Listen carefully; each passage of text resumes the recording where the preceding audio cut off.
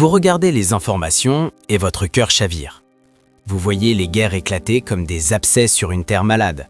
Vous entendez le fracas des armes, le cri des mers, le grondement des révoltes. Vous observez les alliances se déchirer, l'économie vaciller, la vérité se faire traîner dans la boue. Et une question, lancinante, monte du fond de votre être. Seigneur, où es-tu? Pourquoi permets-tu cela? Mais si je te disais que ta question est inversée, si je te disais que Dieu n'est pas absent du chaos, il en est le signal d'alarme. Ouvre ta Bible, laisse-la parler plus fort que les journaux télévisés. Ésaïe 45, verset 7, « Je forme la lumière et je crée les ténèbres, je donne la paix et je crée le malheur. Moi, l'Éternel, je fais toutes ces choses. » Alors arrête de trembler comme si le diable avait gagné. Le chaos n'est pas une défaite divine, c'est une convocation. C'est le tambour de Dieu qui bat pour rassembler ses troupes. Bienvenue dans Mystère divin des élus. Aujourd'hui, nous ne lisons pas le journal, nous lisons l'heure prophétique. Et l'aiguille est sur le chiffre 12. Regarde le monde. Il ressemble à une passoire que l'on secoue. Les nations s'agitent comme la mer démontée. Les repères moraux s'effondrent. On appelle le mal bien et le bien maladie mentale. Les ténèbres veulent imposer leur lumière artificielle. Mais toi, élu, arrête de regarder le phénomène avec les yeux de la chair. Passe en mode prophétique. Ce que tu appelles désordre est en réalité un tamis. Dieu est un agriculteur. Avant de rentrer la récolte dans le grenier, il doit séparer le bon grain de l'ivraie. Et comment fait-on pour séparer? On secoue. Amos 9, verset 9, « Car voici, je donnerai mes ordres, je secouerai la maison d'Israël parmi toutes les nations, comme on secoue le blé dans un crible, et il ne tombera pas un grain en terre. » Tu comprends? Le tremblement que tu ressens, que ta banque tremble, que ta sécurité vacille, que ta nation soit divisée, ce n'est pas Dieu qui a perdu le contrôle, c'est Dieu qui nettoie son aire de battage. Le chaos mondial est un signal pour les élus. Quel signal? Le signal de la pureté. Si tu es un grain vide, creux, sans vie, ce tremblement va te révéler. Tu vas t'énerver, maudire ton gouvernement, insulter le système, ou pire, renier ta foi en disant « Si Dieu était bon, il arrêterait ça ». Mais si tu es un élu, si tu portes en toi la vie même de Christ, ce chaos ne te détruit pas, il te libère. Il arrache la balle qui t'empêchait de briller. Le chaos n'est pas l'enterrement des promesses de Dieu, il est l'accouchement des promesses de Dieu. Voilà pourquoi l'élu ne subit pas le chaos, il l'interprète.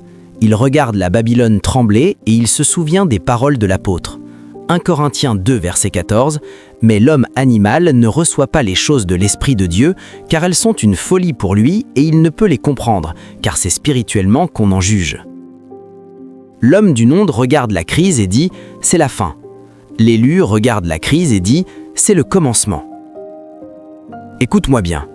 Peut-être que tu regardes cette vidéo et que ton cœur brûle à l'intérieur de toi. Ce que tu es en train de lire n'est pas un simple texte sur YouTube, c'est une confirmation, une lettre scellée que Dieu décachette devant tes yeux. Si ces paroles ne te laissent pas indifférent, si tu sens que tu fais partie de cette génération qui doit comprendre les signes, alors je veux te poser une question. Est-ce que tu veux rester seul dans cette révélation ou est-ce que tu veux faire partie d'un peuple qui veille? Laisse une trace de ton passage. Écris « élu » en commentaire. Montre que tu as vu la lumière dans les ténèbres. Et surtout, abonne-toi à Mystère divin des élus. Nous sommes une famille qui se lève tôt pour scruter l'horizon. Rejoins-nous. Regarde les structures. Les empires se reconstruisent sous nos yeux. On nous parle de mondialisation, de nouvel ordre mondial, de numérisation totale. On nous vend une tour de Babel 2.0, une humanité sans Dieu, sans frontières, sans morale absolue. Et certains chrétiens paniquent. Ils veulent nous contrôler, ils veulent notre mort. Calme-toi, respire. Dieu n'est jamais pris de prévu. Sais-tu pourquoi le monde court vers cette unification? Pour que l'Église, la véritable, puisse enfin être séparée.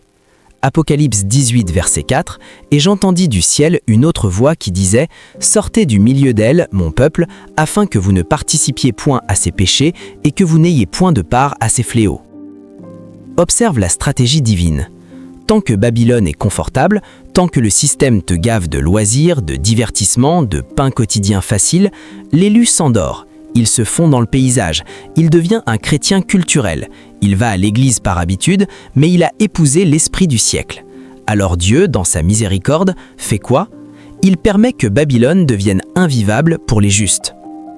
Le chaos mondial est un signal pour les élus. Le signal, le départ. C'est l'ordre divin, sors. Sors de cette mentalité corrompue, sors de ces compromis, sors de ce mariage avec le monde. Le monde devient fou, ce n'est pas pour te détruire, c'est pour te chasser vers le désert, car c'est au désert que Dieu parle au cœur de son épouse. Osée 2, verset 16, c'est pourquoi voici, je l'attirerai et je la conduirai au désert, et je parlerai à son cœur. Tu pleures sur Babylone qui tombe? Ne pleure pas. Lot a pleuré en quittant Sodome? Non, il a traîné les pieds. Le chaos est la main de Dieu qui te pousse dehors, parce que dehors, il y a l'air libre. Ne demande pas à Dieu de bénir un système qu'il s'apprête à brûler. Demande-lui de t'extraire avant l'embrasement. La coupe de la colère est retenue. Pourquoi? Parce que Dieu attend que ses élus soient scellés. Le monde voit les crises et dit « c'est la nature ». Toi, élu, tu sais que c'est une opération de sauvetage. Le chaos mondial est un signal pour les élus. Le signal, prépare-toi à recevoir le sceau. L'autre camp, celui de la bête, veut une marque sur la main droite, sur le front. C'est la contrefaçon. Mais avant que le faux n'inonde le marché, le vrai a déjà estampillé ses lingots d'or. Et qui sont ces 144 000? Ceux qui ont le nom du Père écrit sur le front. Cela te paraît étrange, trop littéral, trop mystique, c'est pourtant la promesse. Pendant que le monde reçoit un chiffre pour acheter du pain, l'élu reçoit un nom pour entrer dans la gloire. Le chaos n'est donc pas une panne du système divin, c'est le protocole d'identification. Quand tout est calme, qui peut distinguer le vrai croyant du faux croyant? Mais quand la tempête arrive, quand le prix du pain monte, quand on te demande de renier Christ pour garder ton emploi, là, le sceau apparaît. Tu ne peux pas simuler la foi dans la fournaise. La fournaise ne brûle pas l'élu, elle brûle les liens qui l'attachaient au monde. Nous avons parlé du chaos, du sceau, de la séparation, il est temps de regarder le chef d'état-major. Dans Apocalypse 14, Jean a une vision qui devrait faire courir un frisson sur l'échine de tout chrétien. Il voit une nuée blanche. Sur cette nuée, il y a quelqu'un qui ressemble à un fils d'homme. Il a une couronne d'or et dans sa main, une faucille tranchante. Un ange sort du temple et crie « Lance ta faucille et moissonne, car l'heure de moissonner est venue, car la moisson de la terre est mûre. » Ici, je veux que tu captes un détail théologique qui va changer ta façon de prier. L'Église occidentale prie souvent « Seigneur, retiens ta main, donne-nous encore du temps, épargne-nous ». Mais l'ange dans le ciel ne prie pas pour le délai, il supplie Dieu d'agir vite. Pourquoi cette différence? Parce que ceux qui sont dans le temple, ceux qui sont dans la présence, ceux qui sont des élus conscients de leur identité, ils savent que la moisson n'est pas une destruction, la moisson est une délivrance. Tant que le blé est en terre, il est exposé au ver, à la pourriture, aux sangliers. Mais une fois dans la grange, il est en sécurité. Le chaos mondial n'est pas le signe que Dieu va tout casser. Le chaos mondial est le signe que Dieu vient chercher ses siens. Le Fils de l'homme est déjà sur la nuée, sa faucille est déjà aiguisée, l'heure est déjà fixée, ne demande pas à Dieu de retarder son retour, prie à ce qu'il te trouve prêt quand il se lèvera de son trône. Est-ce que tu réalises ce que tu es en train d'entendre? Ce n'est pas un sermon de dimanche matin pour t'endormir, c'est un briefing de guerre. Dieu est en train de reconstruire l'armée de ses témoins. Mais pour être témoin, il faut avoir vu. Pour avoir vu, il faut veiller. Pour veiller, il faut être nourri de la parole prophétique. Si aujourd'hui Dieu décristallise tes yeux, si tu ne vois plus le monde comme tout le monde le voit, alors ne repars pas comme tu es venu. Abonne-toi, deviens membre de cette veille prophétique. Partage cette vidéo à ceux qui dorment encore. Dis-leur, lève-toi, l'aube est proche. Et toi, dans le commentaire, réponds à cette question. Quel est le signe du chaos que tu as personnellement vécu et comment Dieu t'a-t-il parlé à travers? Laisse ta pierre blanche. Nous abordons maintenant le point qui fait trembler beaucoup de croyants, la grande tribulation, les feux, les jugements, l'Apocalypse. Et je veux te révéler pourquoi l'élu ne la craint pas. Regarde Apocalypse 7, verset 14. Jean voit une foule immense, une foule que personne ne peut compter. D'où viennent-ils? La réponse tombe comme un glaive. Ce sont ceux qui viennent de la grande tribulation, ils ont lavé leurs robes et ils les ont blanchies dans le sang de l'agneau. Ils ne viennent pas avant la tribulation, ils viennent de la tribulation. Ils ne sont pas épargnés du passage au feu, ils sont purifiés par le passage au feu. Voici le mystère des élus. Le chaos n'est pas leur ennemi, le chaos est leur fournisseur de robes blanches. Comment blanchit-on une robe? Pas en la mettant à l'abri sous un lit. On la lave, on la frotte, on la tord, on l'expose au soleil brûlant. L'Église moderne veut des robes blanches sans lessive. Elle veut la couronne sans la croix. Elle veut la résurrection sans la mort. Mais l'élu, lui, sait que le pressoir est nécessaire au vin. Jean 12, verset 24, « Si le grain de blé qui est tombé dans terre ne meurt pas, il reste seul. Mais s'il meurt, il porte beaucoup de fruits. » Le chaos mondial est un signal pour les élus. C'est le signal de la fructification. Un chrétien qui n'a jamais souffert est un chrétien qui n'a jamais enfanté. Un chrétien qui n'a jamais été secoué est un chrétien qui n'a jamais été distingué du monde. Dieu ne te promet pas une sortie avant la tempête, il te promet une... Revenons à Apocalypse 14, verset 4. Jean décrit les 144 000. Il leur donne un titre absolument fascinant. Ils ont été rachetés d'entre les hommes comme des prémices pour Dieu et pour l'agneau. Les prémices. C'est un concept de l'Ancien Testament. Les prémices, ce n'est pas toute la récolte, c'est la première gerbe.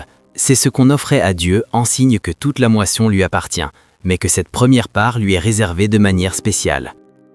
Le chaos mondial sert à révéler les prémices. Quand la pression monte, tout le monde plie. Mais certains ne plient pas. Certains adorent encore quand la musique s'arrête. Certains bénissent encore quand le vent se lève. Ceux-là, Dieu les regarde et dit « Celui-ci est à moi. Celui-là est un prémisse. » Le monde regarde les élus comme des marginaux, des extrémistes, des résistants attardés. Mais le ciel les regarde comme une offrande de choix. Être un prémisse, ce n'est pas être le plus fort, c'est être le plus tôt. C'est être prêt avant que le marché ne soit inondé. Le chaos est un signal. Il hurle « Lève-toi, sors du troupeau commun, cesse d'imiter ce siècle. Tu n'es pas fait pour survivre, tu es fait pour inaugurer. » Nous ne pouvons pas parler du signal sans parler du contraste. Regarde la fin d'Apocalypse 14. Il y a deux moissons. Une moisson de blé, les élus rassemblés, une vendange de raisins, le jugement du monde. Les mêmes cieux, la même heure, le même Fils de l'homme, mais deux destinées radicalement opposées. Pourquoi l'élu ne doit pas craindre le chaos? Parce que le chaos n'est pas pour lui. Le chaos est pour la vigne de la terre. Les raisins sont mûrs, ils ont fermenté, ils ont grossi, ils ont pris tout le soleil de l'orgueil humain. Alors, l'ange jette sa faucille, et la vendange est jetée dans la grande cuve de la colère de Dieu. Le sang monte jusqu'aux morts des chevaux. C'est violent? C'est choquant? C'est Dieu. Dieu n'est pas un vieux grand-père gâteux qui ferme les yeux sur le mal. Dieu est un juge. Et le jour où le juge se lève, les innocents sont acquittés et les coupables sont exécutés. Mais toi, élu, entends-tu le signal? Le signal dit « Tu n'es pas de cette vendange, tu es de la moisson. » Ne pleure pas sur la coupe de colère qui tombe. Réjouis-toi que le vin de la joie éternelle soit enfin servi aux convives. Revenons à la réalité présente. Tu es peut-être dans une entreprise qui compromet les valeurs chrétiennes. Tu es peut-être dans une famille qui renie le nom de Jésus. Tu es peut-être dans une nation qui légalise le péché. Et tu te sens sale, tu te sens complice. Tu te dis « Seigneur, retire-moi d'ici. » Stop. Si tu es encore ici, ce n'est pas par accident. C'est une affectation stratégique. Regarde Daniel, il était à Babylone, il mangeait les plats du roi, il servait un empire païen, mais à l'intérieur, il priait, les fenêtres ouvertes face à Jérusalem. Daniel n'était pas une victime du chaos babylonien, Daniel était un agent du royaume en terre occupée. Le chaos mondial est un signal pour les élus. Le signal « Occupe ta position jusqu'à ce que je vienne ». Luc 19, verset 13. Il appela 10 de ses serviteurs, leur donna 10 mines et leur dit « Faites-les valoir jusqu'à ce que je revienne ». Jusqu'à ce que je revienne, pas « Cache-toi jusqu'à ce que je revienne », pas « Rêve jusqu'à ce que je revienne ». Faites-les valoir. Le chaos n'est pas une excuse pour fuir tes responsabilités, le chaos est le terrain de jeu de ta foi. Plus le monde est sombre, plus ta lampe brille, plus le monde ment, plus ta vérité éclate. Plus le monde est, plus ton amour devient visible. Ne demande pas à Dieu d'éteindre la nuit, demande-lui de recharger ta batterie. La nuit est faite pour les phares. Je vais te poser une question qui va te brûler les lèvres. Es-tu un consommateur de prophétie ou un acteur de la prophétie? Es-tu assis dans ton canapé à regarder le monde brûler en commentant sur les réseaux sociaux? Ou es-tu dans l'arène à sauver ceux qui brûlent? Dieu ne cherche pas des critiques de fin de monde, Dieu cherche des ouvriers de fin de monde. Si tu es fatigué de jouer aux chrétiens, si tu veux devenir un élu qui compte pour l'éternité, alors prouve-le. Abonne-toi, rejoins la chaîne Mystère divin des élus. Partage ce message à ceux qui ont besoin de passer de la peur à la puissance. Et en commentaire, écris « Prêt pour la moisson ». Montre que tu n'es pas juste spectateur, tu es recrue. Nous avons parlé du chaos mondial, mais il y a un chaos plus proche, plus intime, le chaos dans ta propre maison, dans ton propre cœur. Peut-être que tu traverses une crise personnelle, un mariage qui s'effondre, une maladie qui te ronge, une solitude qui te glace. Et tu te dis, en plus du monde qui va mal, moi aussi je vais mal. Suis-je maudit? Écoute, la révélation des élus. Ton chaos personnel n'est pas une contradiction avec le signal prophétique, il en est le parfait écho. Dieu synchronise ta vie intérieure avec l'histoire mondiale pour t'apprendre à te reposer en lui seul. Si tout allait bien chez toi, tu aurais tendance à croire que le chaos mondial est un problème lointain. Tu dirais « Pauvre monde, moi ça va ». Mais Dieu est jaloux de toi. Il ne veut pas que tu regardes le naufrage du monde en touriste. Il veut que tu saches que sans lui, tu es aussi perdu que le monde. Alors, il permet une tempête dans ta vie, non pour te noyer, mais pour t'apprendre à marcher sur l'eau. Psaume 42, verset 8. Un flot appelle un autre flot au bruit de tes ondées. Toutes tes vagues et tous tes flots ont passé sur moi. Le psalmiste est submergé, mais regarde la fin du verset. Le jour, l'Éternel m'accordait sa grâce. La nuit, je chantais ses louanges. Le chaos mondial est un signal pour les élus. Le chaos personnel est un signal pour l'élu lui-même. Le signal, tu es en train de grandir. Un enfant ne crie pas quand on le lave, il pleure, mais s'il n'est pas lavé, il pourrit. Laisse Dieu te laver, même si l'eau est froide, même si le savon pique les yeux. Dieu ne te bercera pas pour t'endormir, il te bercera pour t'éveiller. Et parfois, le bercement est rude.